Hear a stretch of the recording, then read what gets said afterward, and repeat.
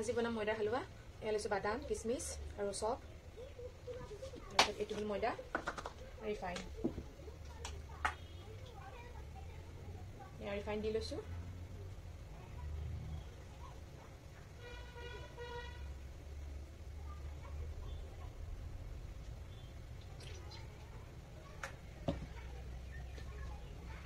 ইয়াতে দি দিম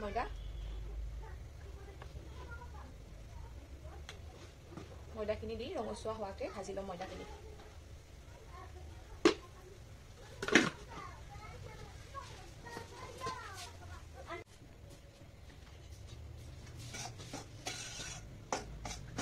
ময়দাখিনি ভাজি আছোঁ এয়া এনেকুৱা হৈছে ৰং তাৰপিছত দি দিম ইয়াৰ চপ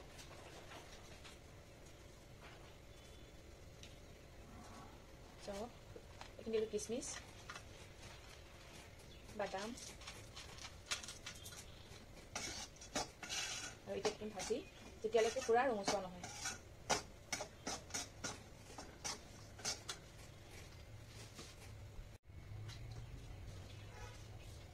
আৰু এইখিনি ৰঙচুৱা হৈ গ'ল পূৰা কেঁচা কালাৰ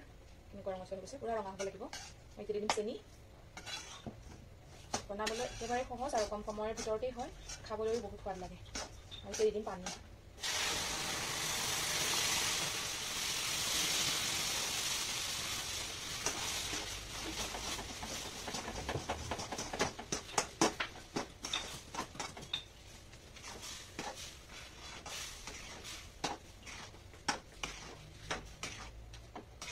পানী দি একেবাৰে শুকুৱাই ল'ম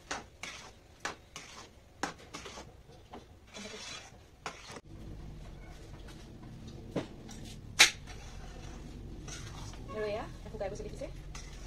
কিমান এটা হৈছে এনেকৈ এইদৰে টান লাগিব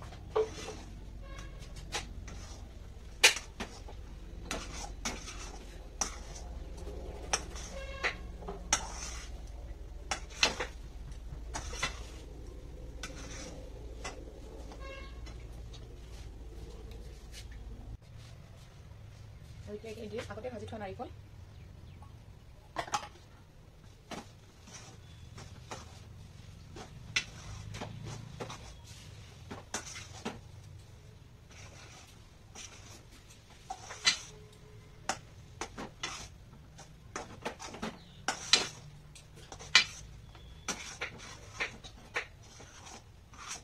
ময়দা হালৱাটোত চব দিব লাগে চব নিদিলে খাবলৈ ভাল নালাগে চব দিলে বেছি ধুনীয়া হয় খাবলৈ তামোলৰ লগত যে খাই চব সেইটো চব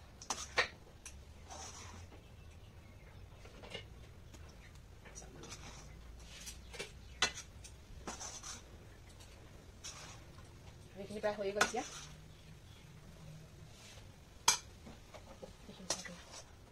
এৰাই আহিছে দেখিছে মই ইয়াত নমাই দিম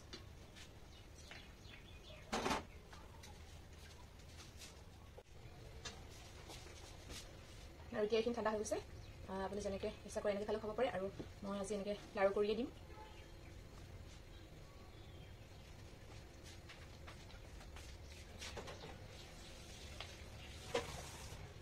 এইদৰে খাবলৈও বহুত সোৱাদ হয় আৰু গোন্ধটোও ইমান ধুনীয়া লাগে ময়দাৰ হালৱা আপোনালোকে ঘৰত বনাই খাই চাব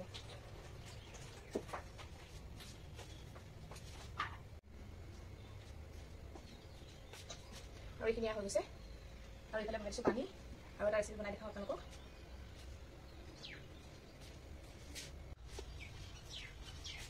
এয়া চচত পানী দি লৈছিলোঁ আৰু ইয়াতে দিছে হয় আপোনালোকে জোখমতে দিব যিমানটো খায়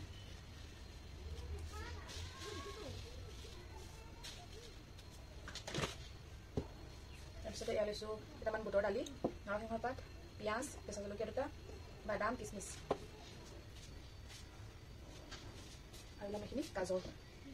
আপোনালোকে যিকোনো চব্জি থাকে মটৰ কেঁচা মটৰ কেপচিকাম যি খায় দিব পাৰিব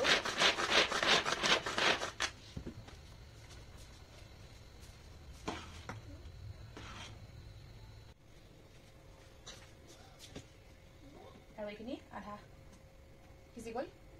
আৰু এইখিনি এনেকৈ চেকি ল'ম গোটেই পানীখিনি উলিয়াই দিব লাগিব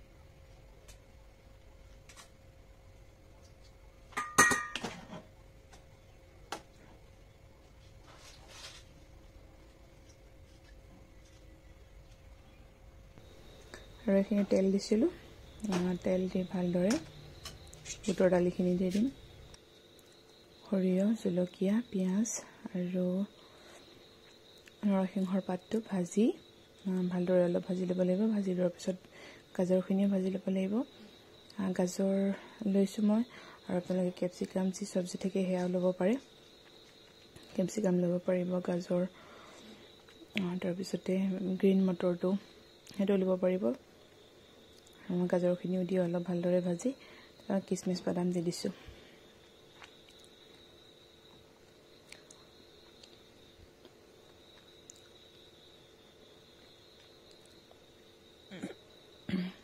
আৰু লগতে অলপ দিছোঁ নিমখ আৰু অকণমান হালধি গুড়া দিব পাৰে নিদিবও পাৰে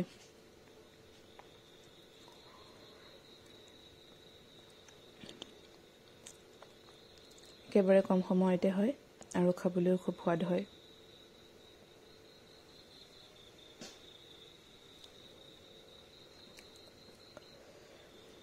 এবাৰ বনাই খাই চাবচোন মিঠাও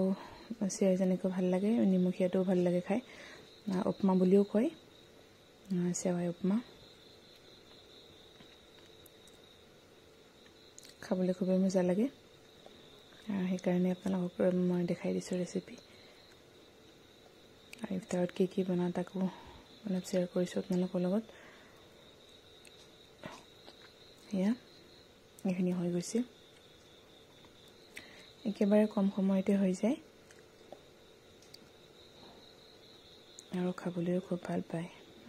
চেজাত জিনিও বহুত ভাল পায়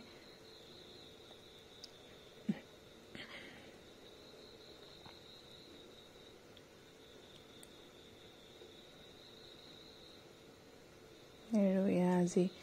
ইফতাৰৰ আছিলে আৰু ৰাতিলৈ মানে চেহেৰিলৈ মানুহজনে খাচী আনিছিলে সেইখিনিও মই বনাই দেখাই দিওঁ আপোনালোকক এইখিনি লৈছোঁ খাচী তাৰপিছত আদা নহৰু পেষ্টখিনি দি দিম আৰু পিঁয়াজ দি দিছোঁ অলপ আৰু আনফালে কুকাৰটো তেল বহাই দিছোঁ তেল দি দিছোঁ গৰম হ'বলৈ ইয়াত জলকীয়াৰ গুড়া হালধিৰ গুড়া জিৰাৰ গুড়া যিমানখিনি লাগে আপোনালোকে সিমানখিনি দি ল'ব মই অলপ মছলা কমাই দিছোঁ কাৰণ চেহেৰি সময়ত বহুত মছলা খাব নোৱাৰি আৰু নিমখো দি দিম লগত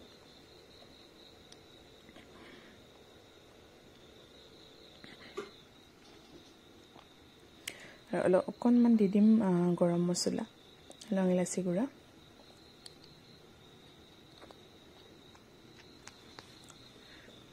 এইখিনি দিলে কুকাৰত পিঁয়াজ দি দিম তেলত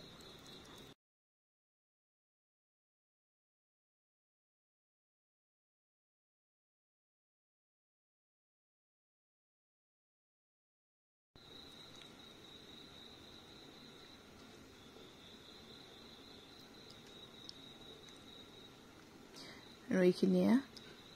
10-15 মিনিটমান ভজাৰ পিছত এইখিনি এনেকুৱা কালাৰ হৈছে যিহেতু মই মছলাটো কম দিছিলোঁ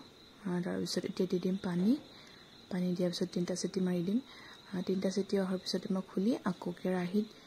দি অকণমান গৰম মছলা দি ভালদৰে উতলাই জোখমতে ৰাখি ল'ম যিমানটো আপোনালোকক মানে জোল লাগে বা ভুনা খাই সেই অনুপাতে ৰাখি ল'ব মই আজি অকণমান জোল টাইপৰ বনাম কাৰণ মছলাটো কমাই দিছোঁ খাব নোৱাৰি যিহেতু কৈছোঁ আপোনালোকক চিটি মাৰিলে আৰু এয়া চাওক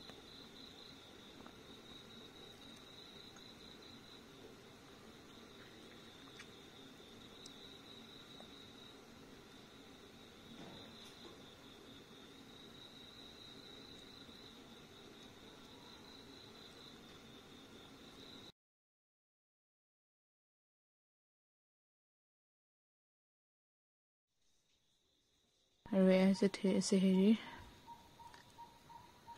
কাৰণে খানা